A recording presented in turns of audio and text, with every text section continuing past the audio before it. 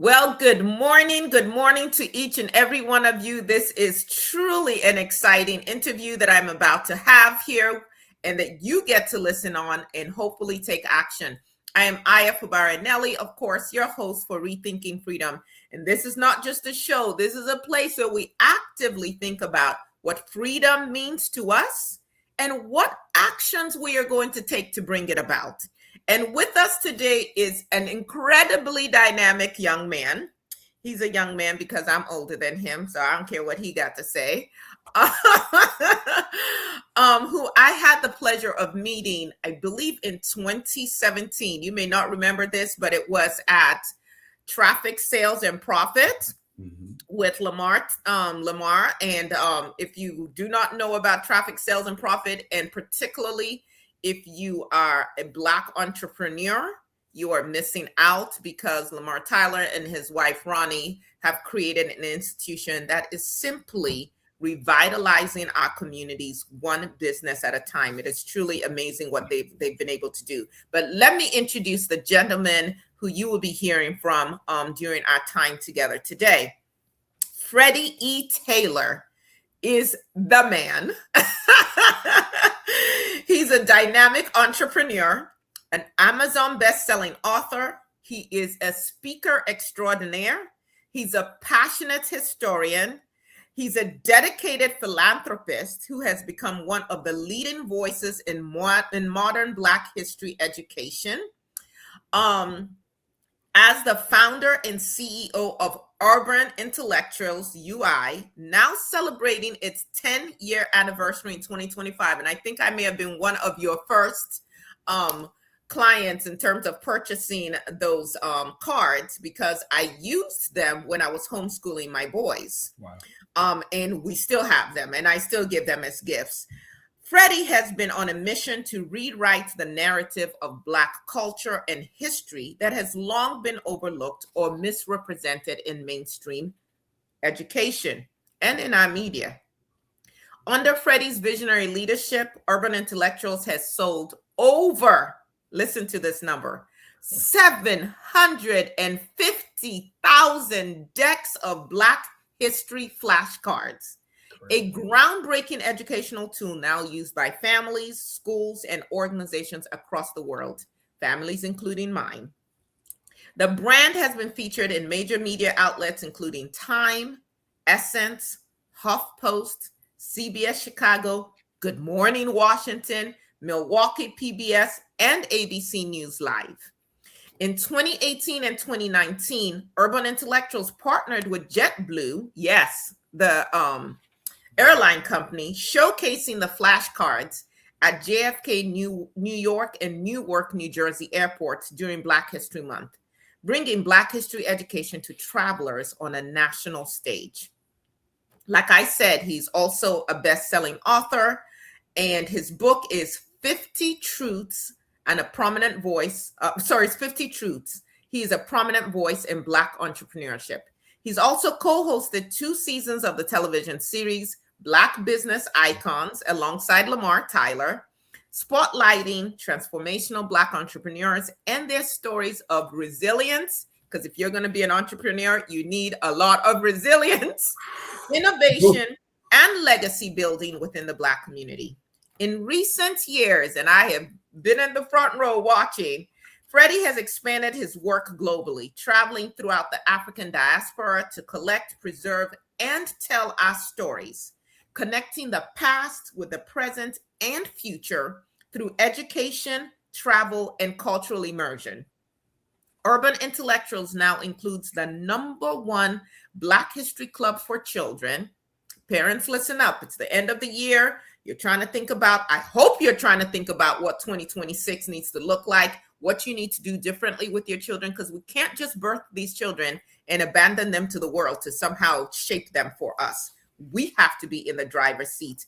And Freddie makes that possible for us through the Black History Club for children, the Sankofa Club, the Adult Black History class memberships, and Sankofa experiences. And if you don't know what Sankofa is, he'll explain that to you as well.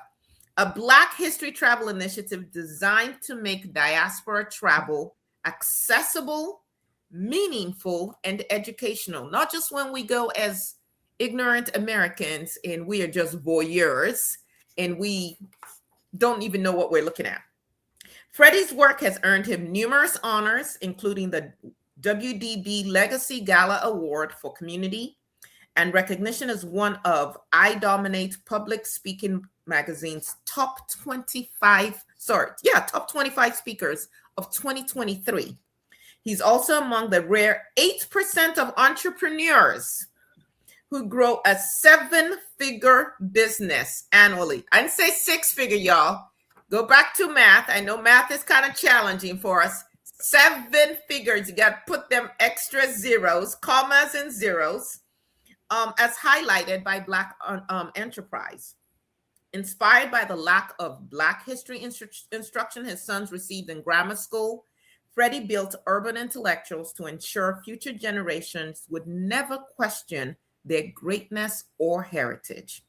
With a continued expansion of urban intellectuals, global storytelling initiatives, and educational impact, Freddie E. Taylor's legacy is firmly rooted in empowering people to know their history, honor their culture, and shape their future. Freddie Taylor, it is my extreme pleasure to be talking with you this morning. Thank you for joining us at Rethinking Freedom.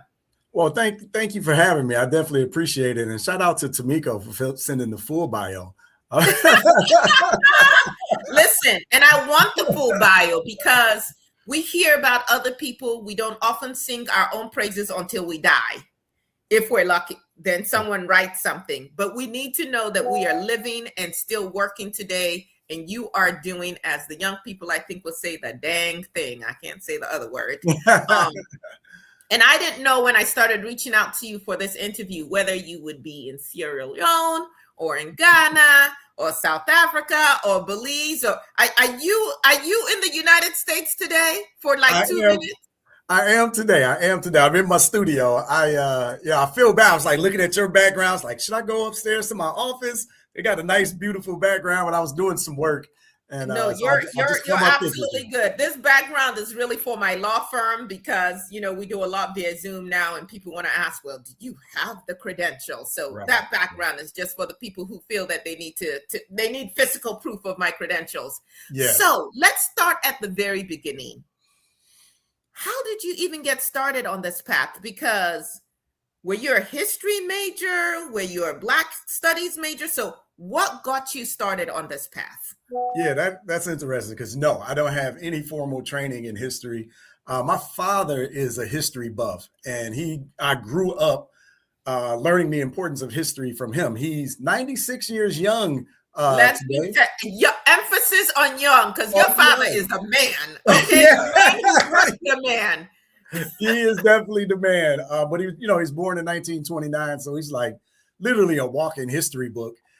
So just hearing about the stories and the importance of history, he molded me along that path to make it kind of sink in. But it wasn't really until I got to college that I started to understand why we really, really needed to delve into this. I was a marketing major in undergrad, and I went straight through and got my master's of business administration. So no history background whatsoever, but I noticed in those classes that all we're learning about is European folks and their achievements, and they're really centering whiteness in every aspect of our education. And I just remember thinking, like, where are we at? Like, where are we in these conversations and these curriculums? And at such a young age, that's a really important thing to be able to see yourself in the information that you're studying. But if you don't, you start to think, well, maybe we haven't done anything of note. Maybe we aren't people of capacity that can change the world. But as you start to dig into the history, it turns out we are beyond that, right? And we brought civilization to the world. We brought math and science to the world and in this country. And none of that is reflected in the educational system. So. And I remember, I'm sorry, I got to tell this story because I please do. This is like, before I had children, this is the story this is the one that really kind of it pissed me off. I got a little, got to watch my language, but it literally pissed me off. So I'm getting my MBA, and I got my MBA from Southern Illinois University, right, at Carbondale. Go Salukis. And my capstone course is my last course in getting my MBA. It's we're doing case studies. We're studying all year the Beatrice Foods acquisition. Right now, if you're familiar with this story, then you know that there is a Black man behind this company. But when I tell you, not one time did they show Mr. Lewis, not one time did they show a picture of this Black man, that we spent an entire semester studying this acquisition. And I remember a couple of years later, this was 1999 when I graduated. I remember a couple of years later, his book, I found this book, Why Should White Guys Have All the Fun? Yes. And I picked it up and I started reading it. And it was like, he acquired Beatrice. And it was like, boom, my mind just exploded. Because I didn't know that, and had studied it for a whole semester. I had studied it for a whole semester. And in that classroom, now one time that they show a picture to young aspiring MBA students, Black students, there was a lot of us in that class, did we ever get to see ourselves reflected in doing something so amazing? This was the first billion-dollar acquisition of a company in America. And it was a Black man that did it. And like that, I remember being pissed off reading that book. I could not believe it. It was just unbelievable to me. And for those of you who don't know, he's talking about Reginald Lewis, who unfortunately passed away all too early in life. Because we're talking about billionaires, almost trillionaires right now. I think he would have been right up in that mix. Yeah, I believe he passed at like 53 or something. Yes. So it was like really early in life. So like that was like a key moment. And then earlier in that MBA program, we wrote a paper. I had a history of economics course, right? So here's my history background. I had a history of economics course. And this white professor said, and we had to write this paper, like 35-page paper, whatever, before AI, right? Like before online learning, right? Like all of that. Like, you actually have to do your research. You mean when we actually had to go to the library, to the stacks, to check out the books, yes. All of that, right? And I got this paper upstairs, which is ironic, but the white professor told me, hey, Freddie, you should do your paper on Black Wall Street. And again, this is like 1998, like Google, I think, was founded that year or founded the next year. So like this information isn't widely spread. And like I started doing the research, and I was absolutely blown away that something like this was out there. And I had no idea. And I always thought myself as a relatively well-read, well-rounded individual. And I was just blindsided by this information. And then fast forward a little bit, I had my first son in 99, our second son in 2003. And once they started going back to school, now I have an adult parental view of the education that's being laid out in front of them. And we're absent. We're completely absent from the curriculum. And I remember thinking somebody should. And then one day I became somebody. So that's my long story, how we got here. Okay, so you get this idea. We are intentionally excluded from the curriculum, from the magazines, all the information we get. And that is a psychological way of inputting inferiority in our kids. Absolutely. How did the deck cards begin? So I've always been an entrepreneur, right? I had two jobs in my life, right? One in college, one in high school, and one in college, right? And then after that, I just struck out on my own. So I was always up to something. And I started growing Urban Intellectuals in 2009 on our Facebook page. And I was messing around with a lot of cultural conversations, and I like to say sparking conversation, right? Oh, yeah, you certainly spark conversation. I go on your Facebook page and I say, Freddie's at it again. And people take the bait every time. Every time. And so I'm pretty skilled at this, right? I've been at it. So I started to build up a following. And a friend of mine said, hey, Freddie, you really need to add a physical product, and start selling people something. And this was like 2011 by the time I started building up some steam. And all I could think about was flashcards, because And that's how I got through school, right? I studied with flashcards. I was like, this is a great way to learn things. What if I package Black history into flashcards? But 2011, I was thinking, who's going to buy that? Like, don't nobody want no flashcards. So I scrapped the idea and I basically did nothing. I couldn't come up with any ideas. So around 2016, I'm like, okay, I got to really try to do this product. And I'd had no other ideas. I was like, I'm going to put these flashcards together. I know it works. Like if you use them, you can retain the information. And in 2017, we launched and, it just kind of went crazy.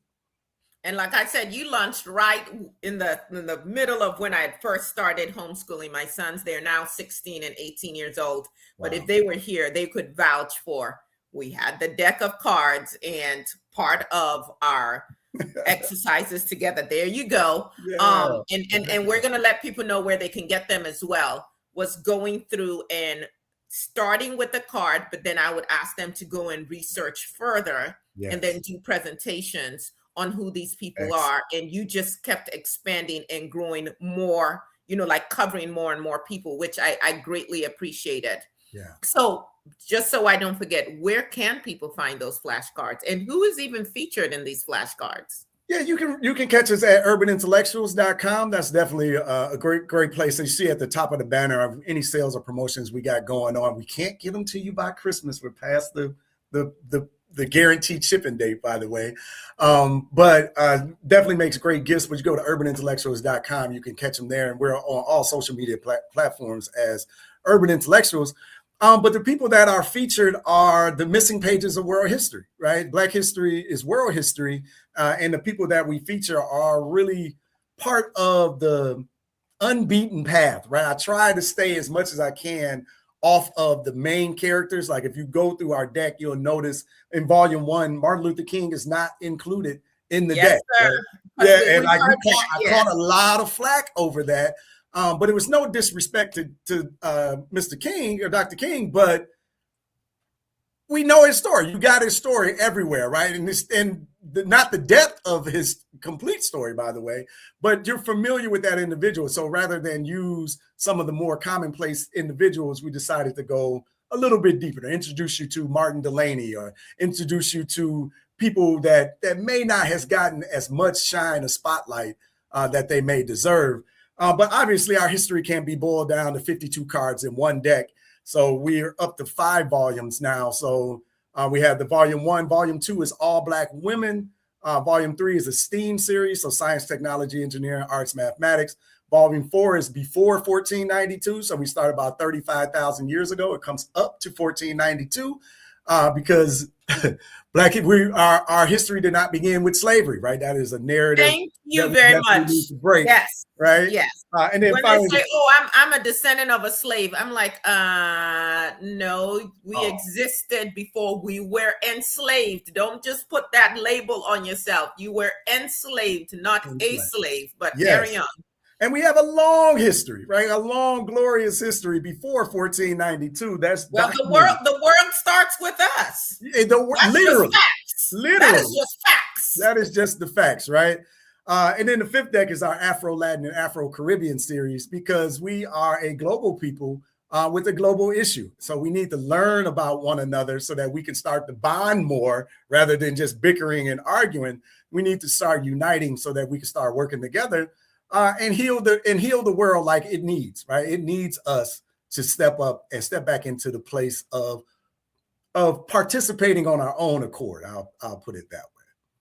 So if you're like me and you had a few of the decks, I have volume 1, 2, and 3. You need to keep checking in with Urban Intellectuals because now I need to go get volume 4 and 5.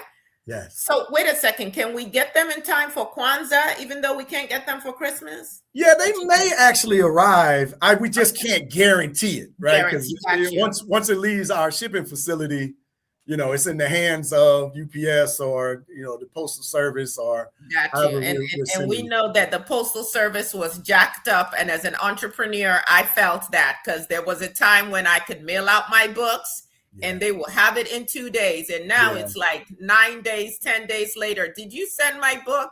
I promise I did. But our systems have been hijacked by we won't go there today.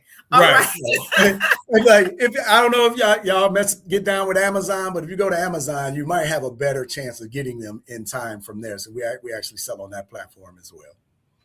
All right. So you started with the decks, and then what happened? Because all of a sudden I'm like, wait a second, we're learning math. We're like, what are we doing here? So tell us the growth.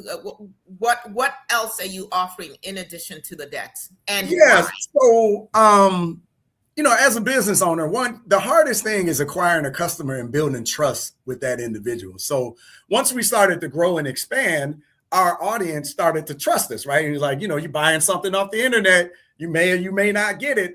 And then you find out that, you purchase something from us, we deliver on time, we email you back, the customer service and the delivery is everything. So our customers started to trust us, and then they started to express additional issues and pain points that they have. So we partnered with some other individuals to start producing more solutions to the problems that became aware of us. So you mentioned we dipped into the math segment for a bit there because math is a pain point, right? And that business has evolved to more math geniuses right now. But we stepped back out of that individually, but we still support the sister that's behind it because she's a brilliant mathematical mind. But when our customers say they have a pain, we try to figure out, are we the company that can solve it? So when they started saying, hey man, these flashcards are great, but we need deeper lessons. We need more. Like, give me. And help me build the identity in my children so that they understand where they came from. They build self-confidence. They're not afraid of their community, their culture, but they understand and then start to become solutions themselves to our problems. So that's when we instituted the Sankofa Club, which is the #1 Black History Club for children. But we teach live Black History classes via the Zoom platform there twice a week. And then we have archived like over 400 classes. Live Black History classes. So we don't have to depend on, they didn't learn it in school. No. And what age ranges are you targeting with the live classes? Yeah, about 4 to 14. We have different classes for, the different age groups. Some of especially our online stuff. So if you have 3-year-olds, we have 3-year-olds and 4-year-olds in the classes. So we have segments that are basically like 3 to 5, 3 to 6 years old. So we have information for them. Then our older children kind of get deeper with our 2 lecturers, right? Our teachers, actually our world changers. That's what we call them, and our teachers and instructors inside of the Sankofa Club. Damon Tyler, we have a Black man who is a social emotional learning expert. And leans into the cultural identity piece. He is soft-spoken and powerful. It's just a great counterbalance to Gwen Ebron, who is a 40-year Black history instructor. Has done it on many different levels, all the way up to the collegiate level. But she's wonderful with the children. That club is something that's really a proud moment in the company because we are assisting families with, again, instilling this positive identity in their children. And they don't have to rely on this failing school system, which we've all gone through the educational process. So, they're still, I remember when my children were matriculating through the schools, I was like, I can't believe they're still teaching these lies. Like, how is you still talking about Christopher Columbus? How is this? How do you even form? And under this bully and I have so many words: misogynist, racist, white nationalist who is in the White House right now. The goal is to erase even the cursory mentions of Rosa Parks or Martin Luther King, the veterans. They're wiping things off that we did. And so more than ever, we need to be tuned in. And that really, as a mother of 5 children, my youngest now is 16, you've got to catch them in the captive years. Yeah. Can they come into this later on their own? Yes. But like you said, your father already was instilling this into you. And so parents, we really need to take our parenting roles very seriously. If they can watch TikTok and all of this for hours, they can come on for a few minutes each week and learn something that transforms how they see themselves and how they understand the world. So for parents right now, again, who are saying, Sankofa Club, how do I get in? Where do they go? Urban Intellectuals? Yeah, you can definitely start at urbanintellectuals.com. Hey, but on Sankofa Club, you can also go to sankofaclub.com. We own both domains. All right. But there we have a free trial, right? So if you go there, there's a free 30-day trial membership that you can get in, kick the tires, see what the program is all about, and see if it really fits what you are trying to instill into your children. We have a mantra inside of the Sankofa Club. We say 5 minutes a day keeps the miseducation away. Right, 5 minutes a day keeps the miseducation away. And I love that because when my children were growing up, I was the parent that was talking to them about this, but I was going about it the wrong way. I would end up lecturing my kids. They like long hour conversations and, droning on and on and on because I didn't have the resources that we got now. I wish I would have had what we've created when they were younger. But our children always want to hear from someone else anyway. anyway. So it's definitely a benefit for them to build that bond with the other experts in there. But again, even if you have younger children, you don't have to shy away from the story. Well, I want them to enjoy their childhood. I just want them to have fun. I don't really want to weigh them down with the weight of the world around them. Well, here's the news flash. That world is weighing on them anyway. So whether you're participating in the pushback, in the building of a shield or a shelter around them, the world, by the time they are 5, 6 years old, they are noticing the differences. They are noticing the microaggressions. They are noticing that their children, that their images of people that look like them are missing from the educational system. And there are studies that say by 9, a child's identity is set. So if you're waiting to their 10, 11, 12, 15 to try to start making inroads, like you're late to the party. It doesn't mean that it's impossible, but the earlier you start, the better. And I love to start 2, 3 years old because, like as you mentioned, if they can do TikTok dances, they can remember, Beyonce and Jay-Z, then they can remember Marcus Garvey. They can remember Mary McLeod Bethune. They can remember these individuals, and you can start to build on that later because name and facial recognition is the first sign of learning, right? So we can lower the expectation for the younger children. And I love what you said. As your children age, they select the individual, they start to do their own research and start to build on the story beyond the flashcards. So I think that's why the classes are even better because now it even further assists with building on the understandings. I'm going to add to that. When you said 5 minutes a day keeps the miseducation away, I'm going to say 5 minutes away keeps the self-hatred away. 5 minutes a day builds up motivation. 5 minutes a day gives your children a sense of purpose. Because what are we struggling with out here? Kids who are just like, I don't know what's up, what's down, what I'm doing. We have opportunities today that our ancestors would have dreamed of, that they did dream of, and couldn't access. And I just see us being so wasteful in even with all the challenges that exist. When there is a library in your school and you never darken the door of that library, that is a problem for me. And now we see school districts that are getting rid of libraries altogether. And not too far from where I am, they're making these places detention centers. That's scary. And we need to be very concerned about that. So parents, the other thing I hear, I know some of you heard, 30-day trial, then I'll have to pay money. Listen, wake up. We buy basketball shoes. I know my children have played tennis their entire lives, and I've spent enough money investing in their tennis, and none of them is going to become a Venus Williams or Serena Williams. Enough money to have bought a house, I believe.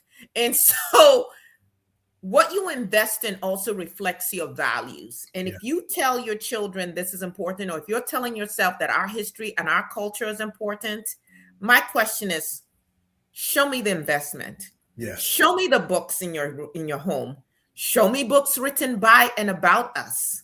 Show me your flashcards. Show me where you are directing your children and yourself to spend time. So I understand that you've got something for adults as well. because it's kind of hard for us to we do mirror a role model what we don't know.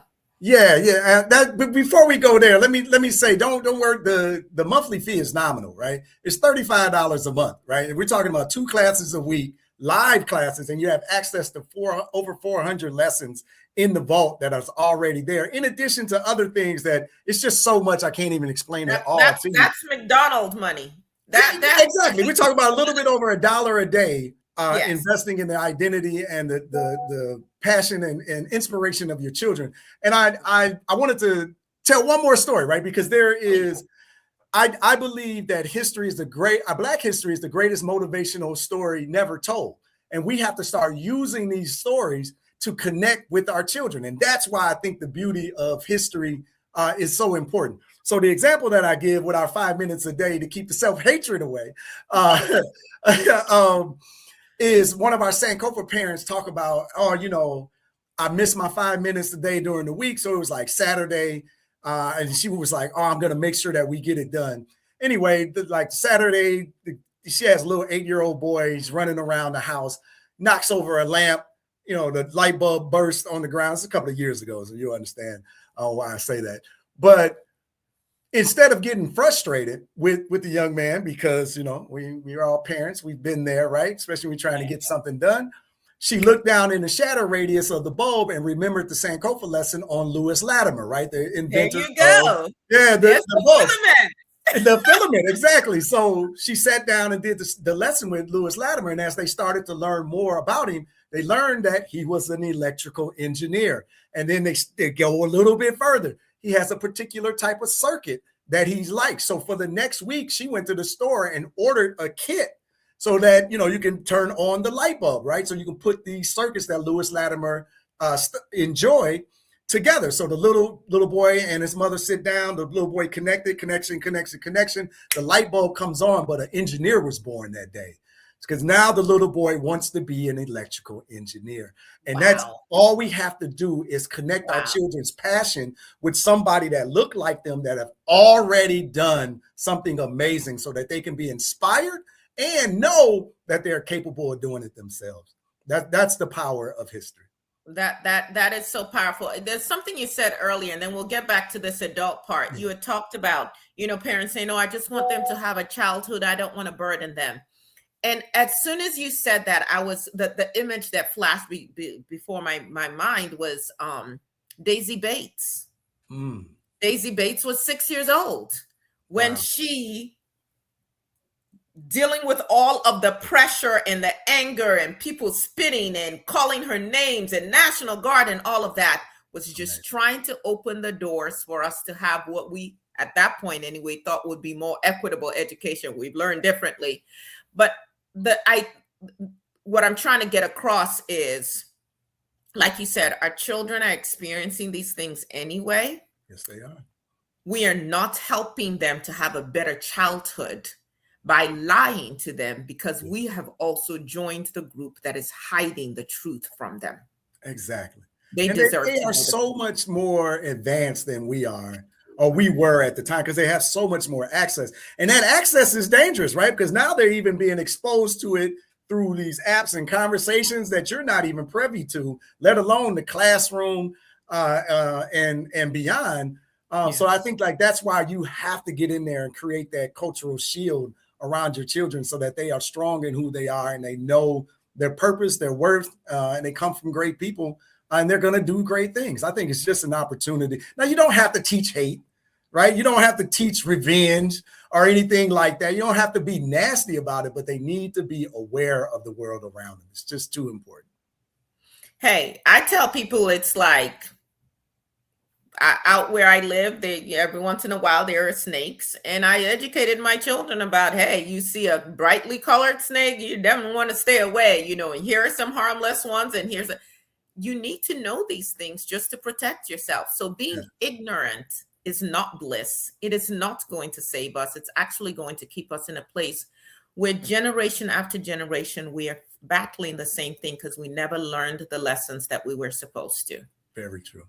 So what are you doing for the adults who are saying, I didn't get any of this education. I've never heard Martin Delaney. You mentioned Mary McLeod Bethune. Who is that? You know, what are you doing to help educate the adults? So that again, here comes the question from the customer, from the audience. Hey, Freddie, you know, this is great for our children, but your exact question. I was miseducated growing up as well. I don't know my Black history. My children are learning all of these things in the Sankofa Club. Now they're asking me questions. I feel inadequate.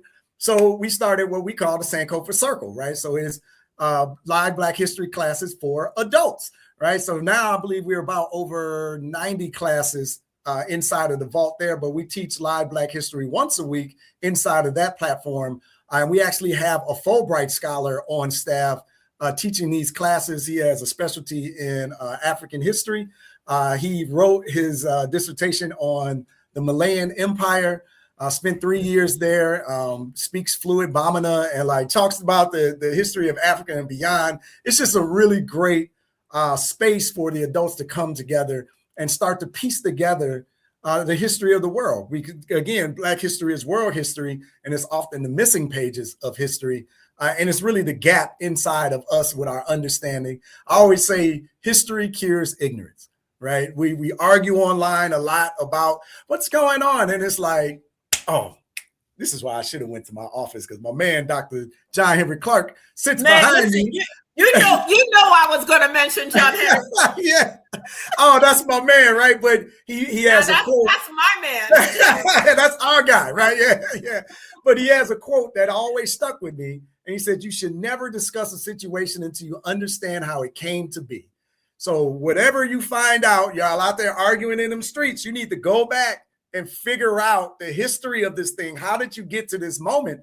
Because you can literally be arguing for one side of a thing and these people trying to destroy you, but you don't know the history and they're never going to tell you the truth about what they're really up to. So you have to go back and get that understanding. And especially if we're going to usher our children into enlightenment, we need to enlighten ourselves. So that's why we created the Sankofa Circle for this very moment. Absolutely. So just a little bit on John Henry Clark. If you are listening to this and you have never heard of John Henry Clark, it's John, middle name Henrik, and the last name Cliarke. He has a ton of videos on YouTube. He is now an ancestor. I had the distinct pleasure of actually working for him for about 4 months after. Get out of here. Yes, sir. Oh my goodness. We brought him to Ohio State University to speak. Fell in love with him and his partner, who eventually became his wife, Miss Sybil. And I was graduating from law school, had a job lined up, and I bought a one-way Greyhound ticket to New York City from Columbus, Ohio, to go and work for John Henry Clark. Wow. I did that for 4 months until I got the letter in the mail telling me that my 6 months grace period was almost up to pay back my school loans. And I needed to go get a real job. But what a transformative time. You know, just a man with truly a photographic memory. He was blind at the time. But this man, this is a quick story on this one. One time I'm in his office in the basement of his home in Harlem, and he says, go to the fourth shelf, the fourth bookcase, go down to this shelf. You should see a book. This is the title of the book or whatever. Pull it for me, but make sure you know where you pulled it from so you can put it back. So I'm thinking, what, this man memorize where his books are? Okay, no problem. I went, the book was exactly where he told me to find it. He was preparing for a presentation later that day. He says, I just want to make sure that I have my information right. He said, turn to page so-and-so. I'm looking at this man like, what's going on here? And he says, he starts repeating basically the information in there. I'm talking dates, names, all of that. And he said, is that accurate or did I miss out anything? My mouth at that point had that, like it had fallen to the ground. I was standing, I was like, there's no way. There's no way. So I was like, okay, no, this like some trick is playing. So I was like, oh, Dr. Clark, I was researching so and so and so. He was like, yeah, grab the book, so and so. Tells me, I grab it, and he's like, what was your question? I told him. He said, turn to page. Ridiculous. Oh but my God. This man, now our ancestor, had such a deep love for us, was so committed, was so humble. Some people don't know the work he did with Malcolm X to even create the Organization for African American Unity. Mm-hmm. I mean, yes. So go get a John Henry Clark book and know that Freddie Taylor says you should definitely go read up on John Henry Clark. Definitely. And let's give him the cheat sheet, right? One of his best documentaries, you can look up A Great and Mighty Walk. A Great and Mighty Walk.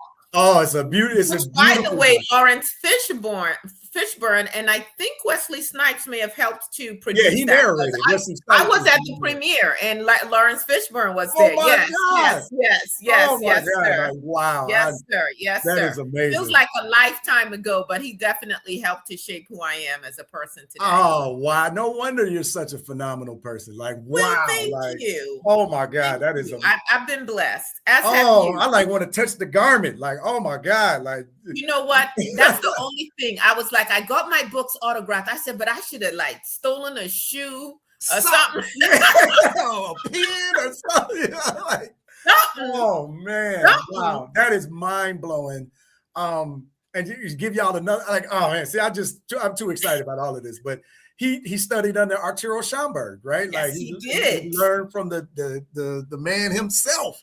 And right? that brings in that Afro-Caribbean part of it. So when we're talking about I'm ADOS, I'm FBA, I'm like, we are one people. Oh Lord, don't get me started on that. Yeah, we definitely get off track. But I think that's why the travel element is important. Thank you. Yes. We have to stop listening to what people are saying online and go to these countries and learn directly from them the history of what happened, what transpired. I through our Sankofa experiences, right? Because here we go now with, all right, Freddie, we got the flashcards, we got your games. That's great. My children are learning in Sankofa Club. I'm learning in Sankofa Circle. I want to go to Africa. I've never been. But again, here we go. As for my business owners out there, once you build trust with your audience, they'll purchase anything for you as long as it makes sense. And you can deliver, right? You got to be able to deliver.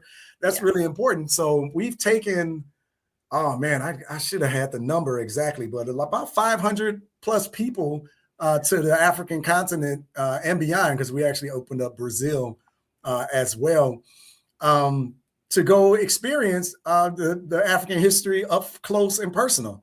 And that experience has really, it just really broadens your perspective. It opens you up. It endears you to the African diaspora even more. And you don't have to listen to the lies that are being spread around the internet. Like, for instance, I was just in Cote d'Ivoire and Nigeria. You go to Nigeria and people, they're all freaking out. And they're like, man, Nigerians are so rude. Man, these are some of the most pleasant, peaceful and kind people I have ever met in any country. The stereotype is absolutely false unless I was just lucky for a week, right? Like everybody I walked into, like it was just a beautiful experience. But it's just something that has to happen outside of the social media lens and listening to what other folks are saying. We are a beautiful people. We really are. Yeah, we are a beautiful people. When I went to Brazil, one of the things that struck me was I was actually funny thing, which people go learn some languages because I lost internet access on my phone and I couldn't translate. And we were trying to buy food. It was the funniest thing. But there was a woman just to my left. I caught her like in my peripheral vision. And I immediately snapped my head back because I tell you, she looked just like one of my aunties. So when you travel, you realize, oh, wait a second. Again, we are one people. Our struggle is one. And there is one entity, well, when you talk about imperialism and ideology that caused us to be as divided as we are now, and continues to keep us divided with miseducation, with ignorance.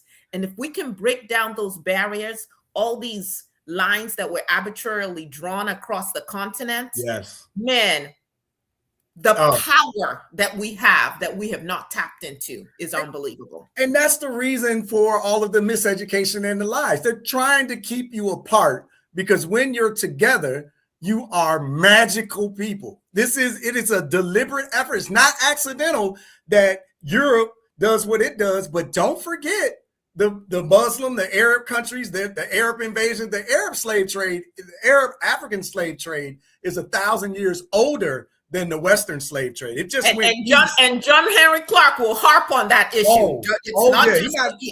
He's not letting nobody off the back. Nobody. And the same with the Asians. Like, don't get it twisted. There's a reason everybody is holding you apart and trying to miseducate you. And I know, like, the thought is, I want to go to Africa. They sold us into slavery. That is part of the story. You got to go and hear the story and get the truth. It's like, if I come into your house and chop your head off because you're the ruling king, or I come into your kingdom, I chop your head off. I ask, who's the next one in charge? You point to this person. I say, go get me some Negroes. You say, no, I chop your head off. How many heads I got to chop off before somebody's gonna go sell some black folks, right? Yeah. So that nastiness, that sounds like, who would do that? People who would enslave people for 400 years. Like, so why would you even listen to them? There's another part of the story, and I'll try to be brief with this last one, because Nigeria, like, unlocked, like, I feel like it's the last Infinity Stone, right? Now you know that's where my people are from, right? Oh, really? No, I didn't know that. Yeah. Oh, man. So I got there, and we was in the Barracoons, and Abbas, Sheikh. It's like 4 names, Sheikh something Abbas, but he was a prominent slave trader, right? Okay. And it's like, he was wealthy, had like 126 wives or something like that. Ridiculous. Ridiculous. But it was because he had so much wealth, right? Because you had to be able to afford these families. Mm-hmm. But he got rich being a slave trader. And you might say, oh, I can't stand this guy. But it's more complex than that. He was captured as a child, and they groomed him. So they captured him at somewhere between 6 and 12 years old, and they groomed him to be their slave trader in that particular area. And that's a lens of the story that's I've never heard that. I was blown away, and it makes so much sense, because they were building an institution, and they needed people that was going to be involved. And you might say, well, yeah, but he grew up and he's supposed to get an awareness. Like, Freddie, like, it's easy to talk in 2025. You know what? I'm so glad that you raised this particular issue, because one of the things I love about studying history is, what are the lessons that I can learn to apply to my life today? And so we might be talking about Africans who were involved on the wrong side of what I call our genocide, the slave trade. But how are we still seeing that played out today? How many of you listening today, you get into a job and you become the gatekeeper for other Black people coming in? How many of you are like, hey, I'm just securing my bag and I'm not interested in what's going on out here? Because when I introduced you as a philanthropist, because you're out here building with other Black people for other communities as well, right? Yes. How many of the African leaders today and Black people across the diaspora have been so miseducated that we are now harming our own in the same way that this slave trader harmed his own? So we need to take these lessons and see how we're being manipulated even today. Yeah. And what it's going to take for us to break out of it. And it's going to require some sacrifice. Definitely. Definitely. I'm so glad you said that, because all money ain't good money. Just because you're making money, or just because you can make money, doesn't mean that you should do something. And that, I know that's the capitalistic view. That's the Western ideology. Now, if you buy into that, just know that you've been poisoned. Your vessel has been poisoned. You're off, right? There's something off about you. All money ain't good money. And we definitely have to wake up to that reality, because our people need one another. Our people, this future, like you said, like when we were talking off screen, right? Like we in the middle, it's bad right now. And a lot of us aren't locked in and focused, but we're going to need one another. So we have to start waking up and figuring out how can we throw that rope back over the wall and pull over more and more of us. We definitely are stronger together. We are definitely stronger together. Now, I think I saw somewhere where somebody traced his roots back to somewhere. Yeah. Tell us a little bit about that. There's a company, a Black-owned company ran by a Black woman, Gina Page. She runs African Ancestry, AfricanAncestry.com. They destroy your DNA. This is the reason why it's more expensive than the other places. You go to the other places, they sell your DNA, they keep it for life, and it's like you signed the Henrietta Lacks form, right? Like they stole her DNA, but you're giving it away to 23andMe, Ancestry.com, anyway, these other companies. But African Ancestry traces your mother. I trace my maternal line, so my mother, going all the way back to the Mende people out of Sierra Leone. And thanks to that experience, again, I put together a lot of our history, because out of Bunce Island, I know that there was a Black woman, African woman, a Mende woman in my family that stood on those shores, and I got a chance to go visit and have that experience. But I know that they were shipped from Bunce Island directly into Charleston, South Carolina. And like that, a lot of us were sent out of that island into Charleston, South Carolina, which is the home of like a big piece of the American slave trade. But it was beautiful to reconnect. Beautiful city. It's a beautiful country, beautiful people. They're going through some turmoil, right? With that Western influence and that Western hand and that International Monetary Fund, they are doing devious things all around the country, the continent. Shoot, all across the continent. Because if they keep us destabilized, then you can never really have the peace you need to build. Yeah. But it was definitely good to tie that knot for our family.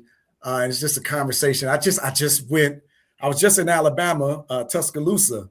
That's where my mother grew up, and I got with her family a couple of weeks ago, and rebuilding those bonds there. And, I got to share all of our information about where we come from. Like, so it was just a beautiful experience. It's great to really start to figure out and put together our own history beyond the shores of America. So did you get citizenship? What did you do? Yes. They call me two passports, right? Hey, as long as it's not passport bro, because that's got a whole other connotation to it. No, I'm not in that group, right? I'm in the group that's looking for an opportunity to repatriate. I'm in the group that's looking to get back into the African diaspora and do some work on an international scale of linking our communities up.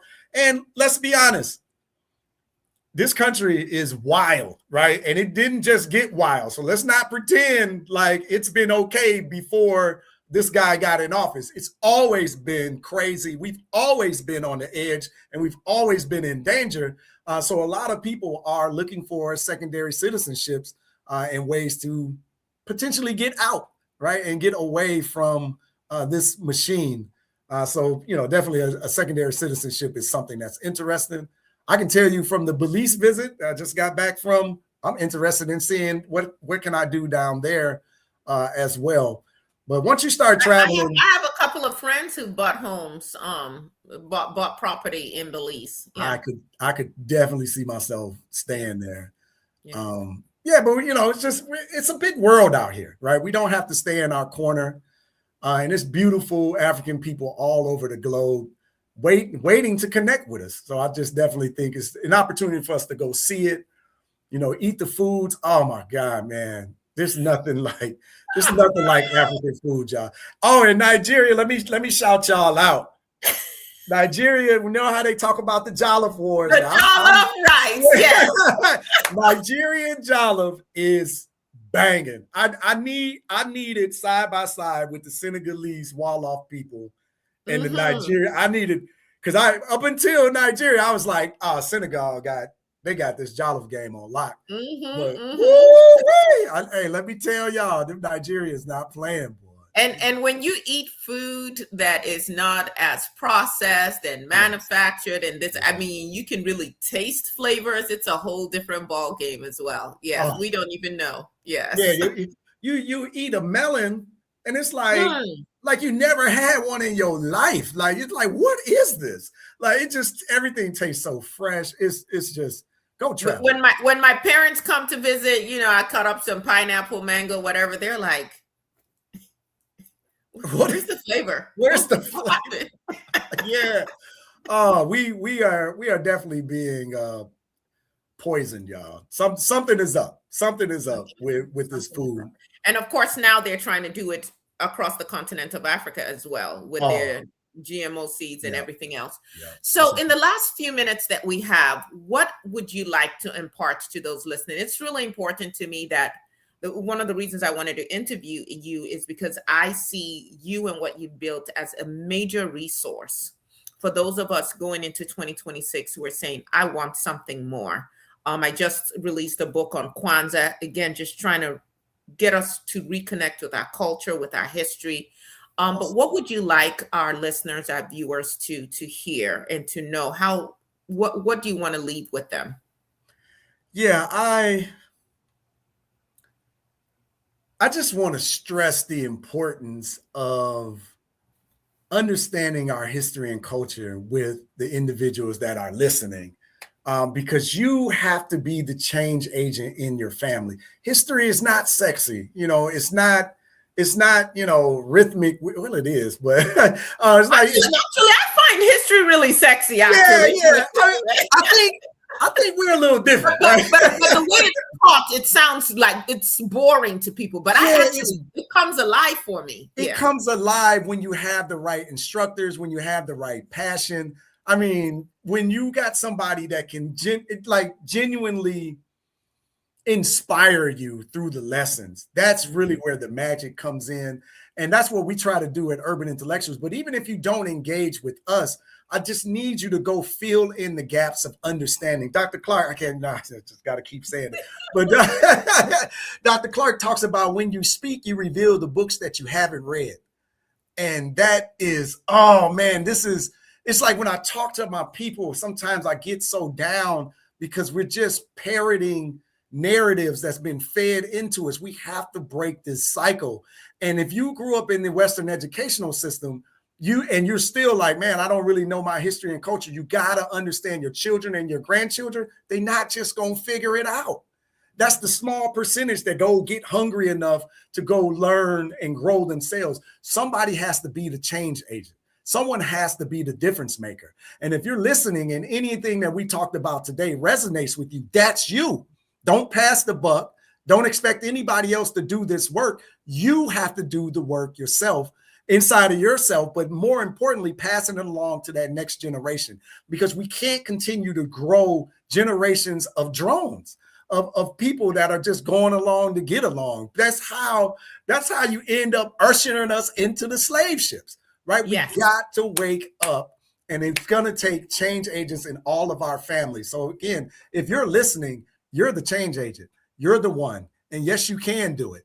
And again, maybe you don't work directly with us, but work with somebody or something to make sure that you start to instill the importance of history and culture into your people, in your family directly. I don't want you to like dream about touching hundreds of thousands of people. Now do that if you can, but you touch that next generation in your family and break that cycle, because we need us to solve our own problems, but we need us to be grounded in who we are as a people. We need a deep love and compassion for the African diaspora and our African community, because those are the individuals that we need to solve our issues from our perspective. I think that's really important. Well, Freddie, or I should say Mr. Taylor, I want to say a deep felt gratitude to you for taking time out, for the work that you are doing, for the way that you are transforming our community. We need more people like you. I'm definitely pushing everyone your way. I'm going to go buy my volumes 4 and 5 because I don't have those ones yet. If you're like me and your children get tired of you lecturing, because that's what I would do, plug them in here so that it's not you, but they're still getting the information that they need. And of course, for those of you listening on the radio, we invite you to go over to our YouTube channel, Rethinking Freedom. Please subscribe. We're just a little bit away from 10,000 subscribers. We're trying to hit that by the end of this month. We do great work here. We bring great intellectuals, thinkers, community activists, people who are making a change, because we want them to inspire you to also be a change maker, because that's what we need. So thank you all for your support. Freddie, thank you so much. And we look forward to everything else you're going to do, because I know you're not done. We're not done. We're just getting started. But thank you, sister, for having me. I appreciate it. You are so welcome.